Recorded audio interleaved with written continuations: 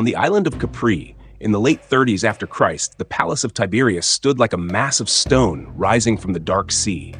Silver moonlight fell on the sheer cliffs as the waves crashed in the cold night. Inside, torches threw red light across marble walls, where grotesque banquets and secret executions unfolded. In that grim atmosphere, young Gaius, later known by the nickname Caligula, grew up as one of the rare survivors. The name Caligula, meaning little boots, came from his childhood days following his father into military camps, when he wore a miniature uniform to amuse the soldiers. Yet behind this playful nickname lay a childhood haunted by blood and fear. His father, Germanicus, was a celebrated general beloved by the people. When Germanicus died suddenly in his 30s, rumors of poisoning spread across Rome, leaving a vacuum of power and planting seeds of bitterness in the family of young Caligula. His mother, Agrippina the Elder, along with his brothers, fell victim to the suspicion of Emperor Tiberius. Deaths, sentences of exile, and trials in the Senate turned his family into targets of purges. Caligula watched his loved ones fall one after another, and each time his eyes grew colder, as if his young soul carved in the belief that survival came only through silence and a carefully worn mask. The court of Tiberius was a web of traps. Courtiers schemed, and a careless word could mean imprisonment in a dungeon or a body thrown into the sea. In such an atmosphere, Caligula learned to conceal his thoughts, always appearing obedient, carefully flattering the aging emperor who grew more suspicious with each passing day. It was likely this instinct for survival that spared him from political daggers and drew the watchful eye of Tiberius himself. The Roman Empire then stretched from the Mediterranean to the Danube, yet the heart of Rome suffocated under the cold rule of Tiberius. The people longed for a new ruler who might bring hope. As Tiberius aged, his sickness and isolation on Capri made him crueler, and rumors of succession spread throughout the capital. In the year 37 after Christ, Tiberius died under suspicious circumstances. Whispers claimed he had been smothered beneath a blanket, clearing the path for the next generation. In his will, he named both Caligula and his nephew Gemellus as successors. But Gemellus was a frail boy, while Caligula was young, vigorous, and adored by the people. When the news spread, the people of Rome poured into the streets, shouting, scattering flowers as if welcoming a savior god. They remembered Germanicus, father of Caligula, and believed his son would continue his legacy. From the child who survived in the shadows of the palace, Caligula suddenly became the radiant light of hope. Yet in those eyes, beneath the dazzling halo, something else lurked. Dark memories of blood and betrayal, like a hidden poison, waiting for its day to surge. Caligula began his reign amid the thunderous cheers of the Roman people. As he entered the capital, laurel wreaths rained down from balconies, and music filled the streets. The citizens, weary of the cold rule of Tiberius, hailed the young emperor as a savior. They praised him as the son of Germanicus, the rightful heir of a heroic bloodline. In the first months, Caligula seemed to fulfill their hopes. He granted amnesty to those imprisoned under the former reign, annulled unjust death sentences, and lavished generous rewards upon the soldiers as well as gifts to the people. The air in Rome glowed as if a new golden age had dawned. Yet soon after, a strange illness struck the emperor. Caligula collapsed, his body shaking, fever consuming him, breath faltering. The palace was thrown into chaos, and rumors of his impending death spread, sending crowds into tears in the square. When he recovered, many believed the gods had returned him to life. But that return carried with it a new darkness. His temper changed. Mercy vanished, replaced by sudden rages, erratic commands, and a haunting obsession with his own divinity. He ordered statues of himself to be raised in temples, placed beside Jupiter, Apollo, and Mars. Even in distant Judea, he demanded a golden statue of himself be erected in the Temple of Jerusalem, a site considered untouchable by the Jews. At banquets, Caligula boldly proclaimed himself living among the gods, forcing senators and courtiers to bow as if before a supernatural being. His eyes, once bright with youthful promise, now gleamed with a wild light that chilled all who met his gaze. The Senate, which had once hoped for cooperation with the young ruler, now lived in fear. The assembly became theater, where words of flattery were poured into the emperor's ears, and dissent could be punished with blood. Within the Palatine Palace, cold corridors seemed endless, echoing whispers of dread. It was said that Caligula took pleasure in testing his servants, granting favor suddenly, only to revoke it, elevating a man today, condemning him tomorrow. The people, too, began to sense the change. Festivals grew excessively lavish, the treasury drained, and taxes heavier than before. Whispers spread that the savior had become a tyrant. Rome still glowed with lights, but within that brightness a vast shadow loomed. The shadow of a man who believed himself divine and was willing to turn the empire itself into proof of his delusion. Caligula was no longer the savior the Roman people had once hoped for. After his mysterious illness, it was as though a new force had risen within him, but not the light of mercy, rather the fire of madness. The Roman Empire, from the Palatine Palace to the distant coastal provinces, began to tremble beneath the weight of bizarre decrees and ruthless outbursts from the young emperor. He turned the affairs of state into a theater of blood. One day, Caligula ordered grand naval spectacles to be staged on artificial lakes. Thousands of slaves and prisoners were forced into armor, pushed into boats, and commanded to fight to the death, solely for his amusement. Drums thundered, swords clashed against shields, cries tore the air, all of it exchanged for the arrogant smile of one man seated on a throne. To Caligula, the blood of men was no different from red wine poured at a banquet. His delusion of power grew without limit. He demanded that all worship him as the living Jupiter. Statues of Caligula in gold, silver, and marble rose across the empire. Within the palace, he dressed in the radiant robes of Apollo, and at other times in the armor and helmet of Mars. It was said he once walked into the temple of Venus, gazed at the goddess's statue, and declared, "I am more beautiful than you." Every gesture proclaimed his message. He was no mortal man, but a god in flesh. At feasts, madness mingled with excess. Long tables glittered with gold and silver, grapes from Greece, fine wine from Gaul, and beside them unfolded brutal entertainments that no one dared interrupt. When it pleased him, he would summon the wives of senators into his private chamber, then return them to the banquet as if nothing had happened.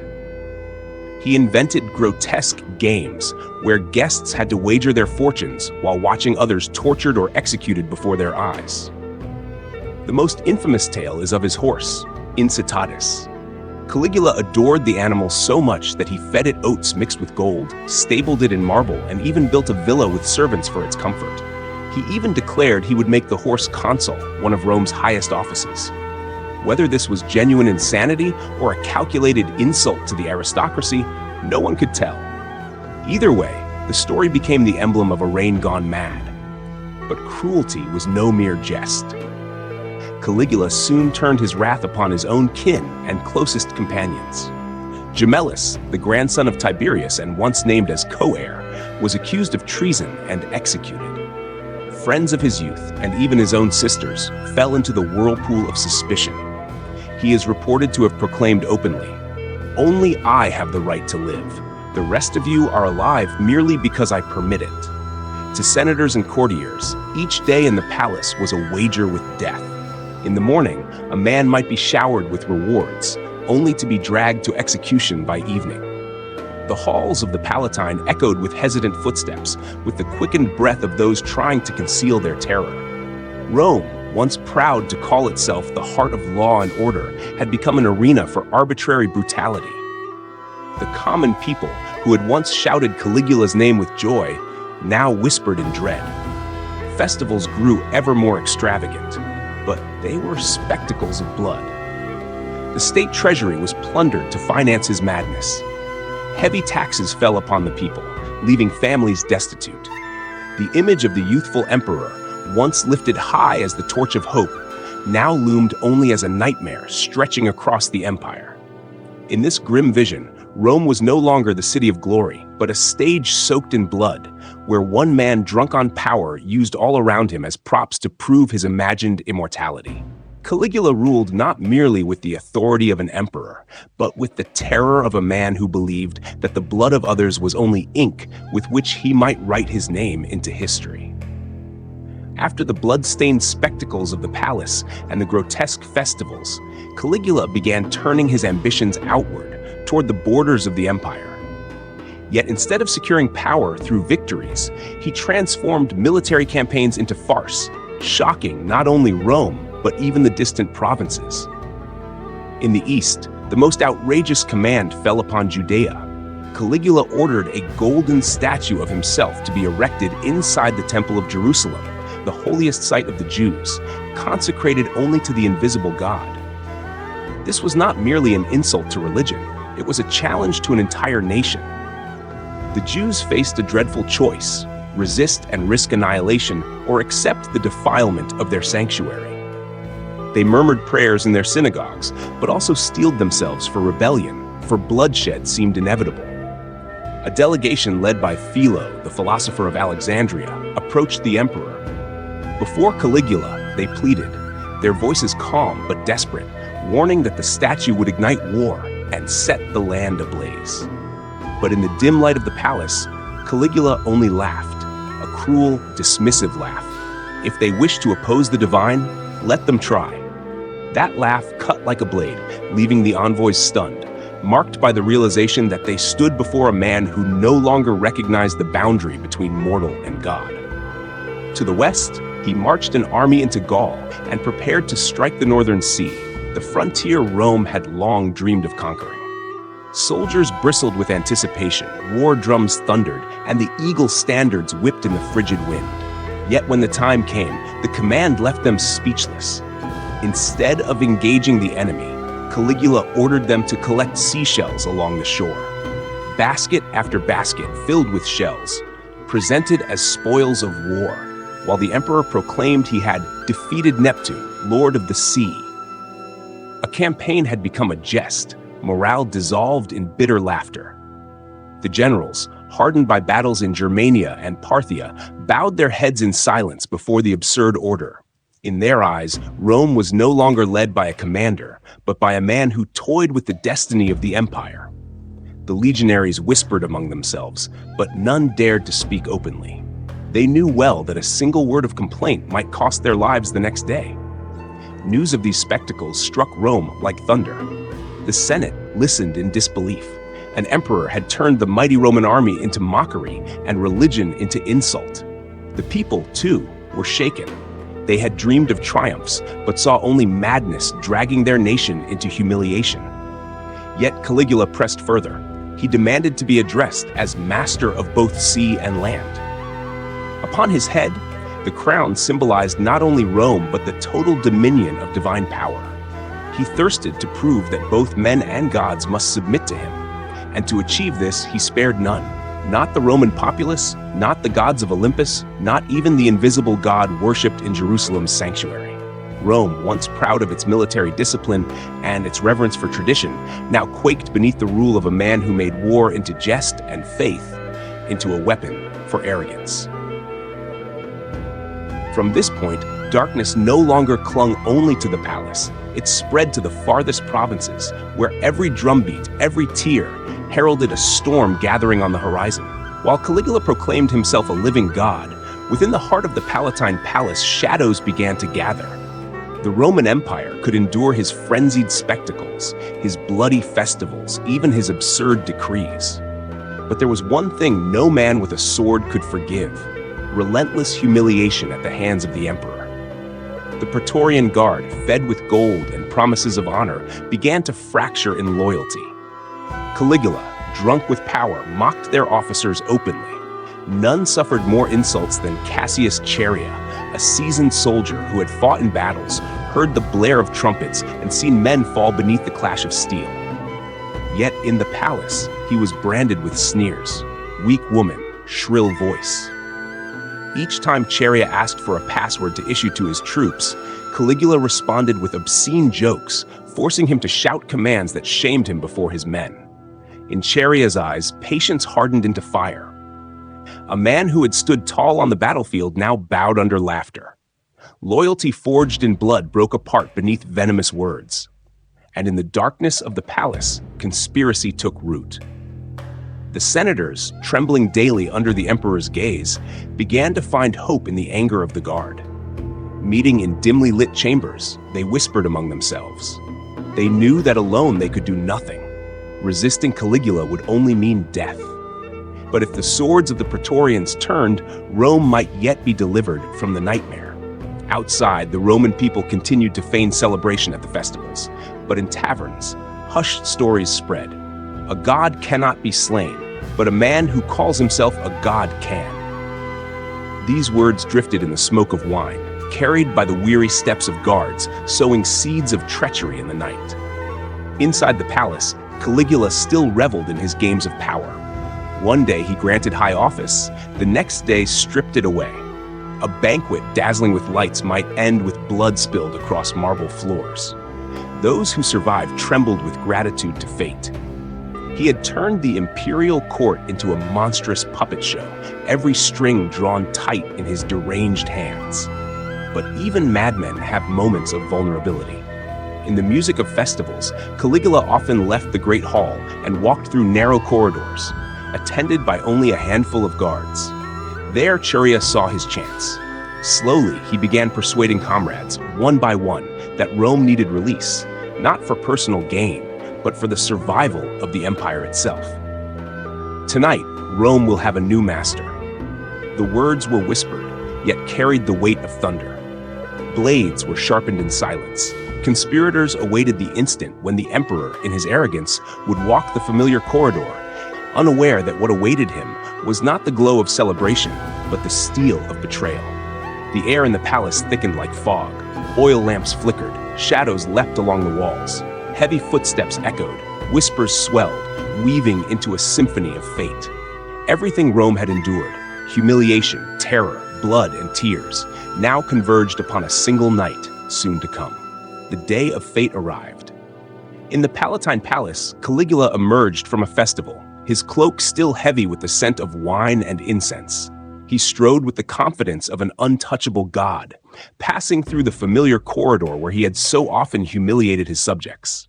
But this time, in the dim glow of the oil lamps, the conspirators were waiting. Cassius Charia struck first. His sword rasped from its sheath, breaking the silence, then plunged into the emperor's body. Blood spurted, staining the imperial purple. Caligula screamed, his eyes wide not with pain but with disbelief, that he who had claimed immortality could be brought low as mere flesh. The blows rained down without pause.